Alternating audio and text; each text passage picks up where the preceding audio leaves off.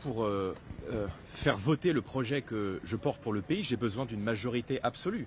Donc soit les Français m'accordent cette majorité absolue, soit eh bien, ils prendront le risque de voir le nouveau Front populaire arriver à la tête du pays. Moi, je ne veux pas de cela pour la France. Je crois qu'il y a beaucoup de Français qui ne veulent pas de cela pour la France. Et je crois même qu'il y a des électeurs aujourd'hui, y compris au sein de la majorité présidentielle, qui ont pu voter pour Emmanuel Macron, qui sont déboussolés par cette alliance de la carpe et du lapin entre messieurs Macron et messieurs Mélenchon. Je crois que les Français ont besoin de clarté et qu'il y a maintenant deux chemins qui se dessinent pour le pays, soit l'alliance de l'extrême gauche, regroupée derrière Jean-Luc Mélenchon, qui a eu au moins la clarté de sortir de l'ambiguïté hier soir en déclarant sa candidature au poste de Premier ministre en cas de victoire de l'extrême gauche dimanche. Et puis l'alliance que je conduis autour du Rassemblement national et d'Éric Ciotti. Donc c'est un moment de clarification.